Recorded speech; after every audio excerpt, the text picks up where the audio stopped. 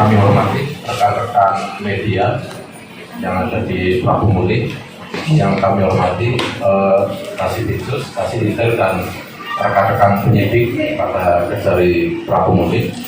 Jadi sesuai dengan apa yang telah kita sampaikan di pertemuan-pertemuan sebelumnya, bahwa hari ini alhamdulillah kami telah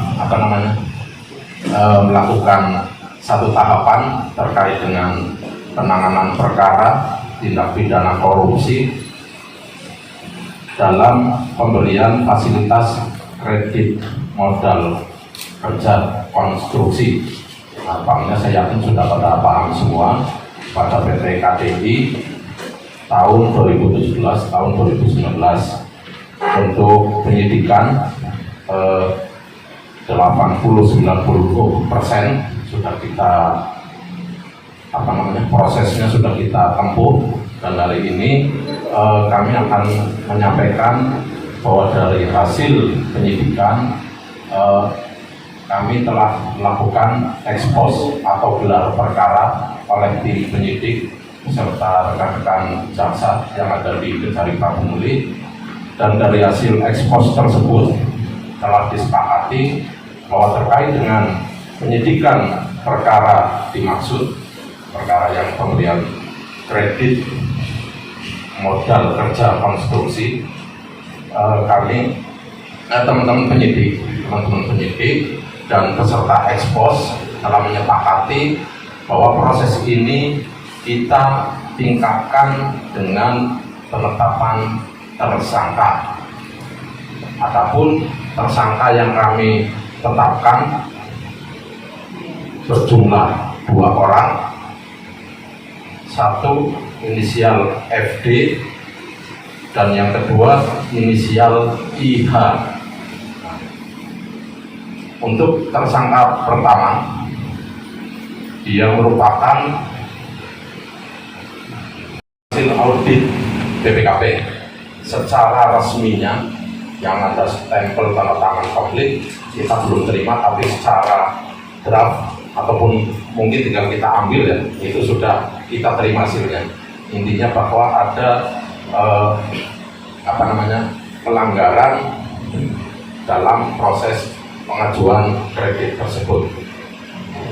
Terus untuk kerugian tersangka pertama tadi, memang dia punya kewenangan untuk memberikan pinjaman itu untuk yang nominal sebesar itu, atau dia masih ada yang di atasnya lagi untuk menentukan pemberian kebijakan itu, karena nominalnya cukup besar ini namanya. Oke, betul. Baik, terima kasih. Jadi untuk kenapa kita tetapkan yang dari AO atau RM ini, sementara dari hasil penyidikan perkara ini, dari fakta-fakta yang terungkap ini sementara baru sebatas memang. Jadi inisiatif daripada si tersangka ini yang melakukan proses dari awal sampai dengan sehingga disetujuinya kredit ini, pinjaman ini. Adapun terkait dengan di atas, jabatan di atas daripada si tersangka ini, kita belum sejauh ini kita belum menemukan ya, sejauh ini belum menemukan. Namun tidak menutup kemungkinan seandainya ada fakta yang mengarah keterlibatan, akan kita kembangkan perkara ini. Dari tadi belum disebutin nama banknya ini, Pak. Boleh kita tahu? Boleh bankkan apa ini kasus ini terjadi? Saya pikir banknya udah kita sama-sama tahu ya, sebenarnya Bank BUMN. Sebenarnya kami bukan maksudnya untuk ini, tidak. Kita hanya ingin menghindari adanya satu kejadian yang mungkin di luar dugaan kita. Selaku AO atau account officer pada tahun 2017-2019 di Bank BUMN. Sedangkan yang kedua yaitu IH yang merupakan pihak swasta sekaligus sebagai debitur pada proses pengajuan kredit tersebut.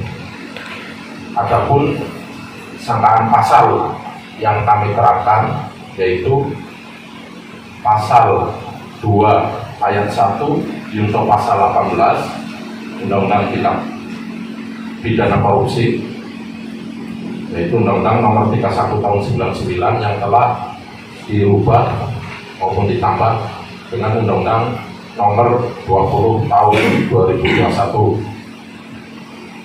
Sangkaan pasal sama, junto pasal 55 dan junto pasal 64. Kalau 55 yaitu kesepakatan bersama adanya penyertaan dalam bahasa hukumnya, dan pasal 4 yang merupakan perbuatan berlanjut yaitu dari tahun 2017 sampai tahun 2019.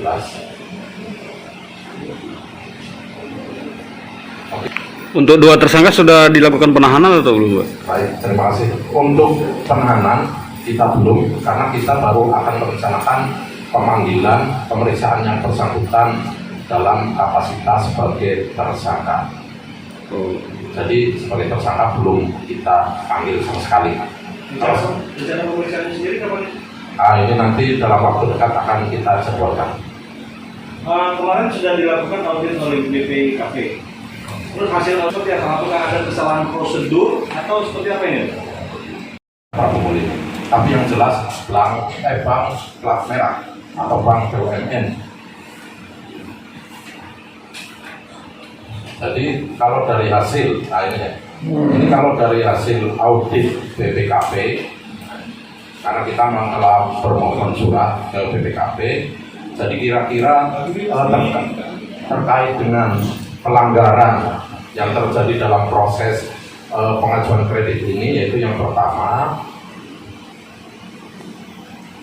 jadi yang dilanggar adalah surat edaran Direksi PT BRI nomor S25 garis datar bir garing ADK garing 07 garing 02 tanggal 22 Juli 2002 tentang kredit modal kerja untuk pembiayaan jasa konstruksi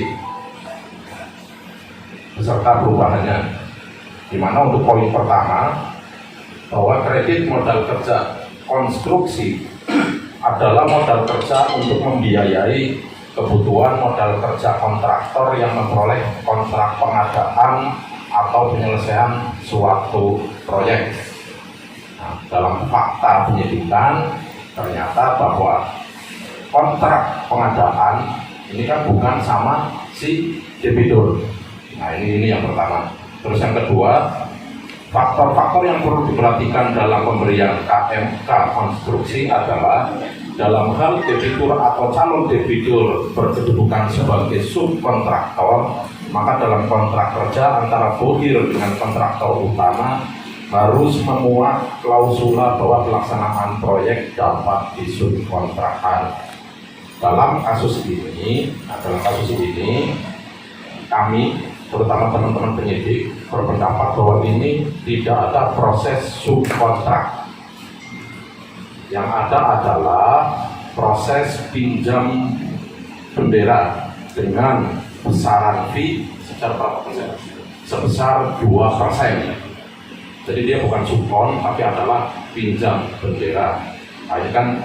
Terus yang terakhir yaitu terkait dengan persyaratan kredit, bahwa untuk memastikan kebenaran dan keabsahan dokumen dimaksud, pejabat kredit ini harus melakukan pemeriksaan ke lapangan atau on the spot.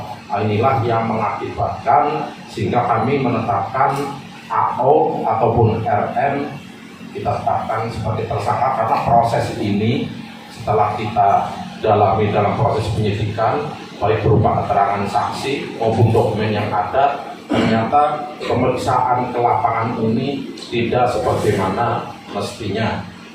Nanti faktanya bisa akan disampaikan oleh teman-teman penyidik. Kami berani menyatakan bahwa memang on spot yang dilaksanakan oleh AO atau officer maupun RM ini tidak dilakukan sebagaimana mestinya. Nah, inilah yang menjadikan dasar kenapa pejabat di atasnya belum dapat kita tentukan. Jadi sejauh ini statusnya masih sebagai saksi karena memang laporan yang dia dapat sehingga kredit diputuskan itu berdasarkan hasil kunjungan lapangan atau on the spot yang boleh dikatakan keliru atau tidak dilakukan sebagaimana mestinya. Jadi datanya boleh dibilang tidak valid. Solution. Sekarang ini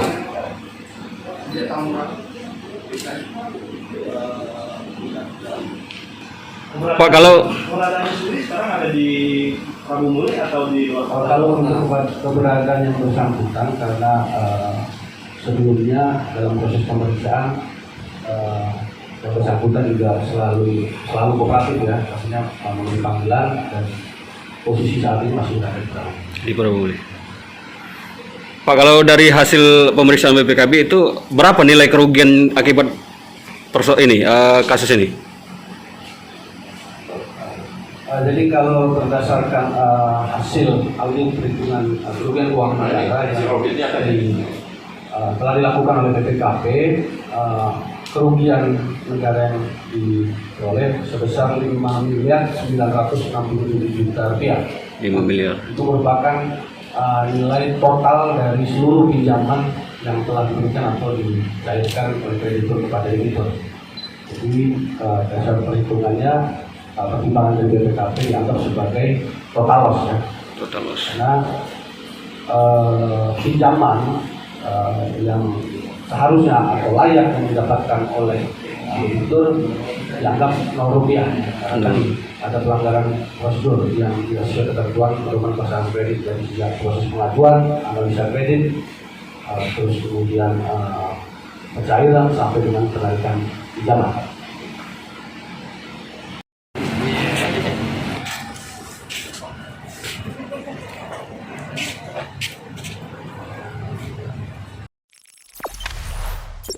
Jangan lupa subscribe, share, komen, dan like ya.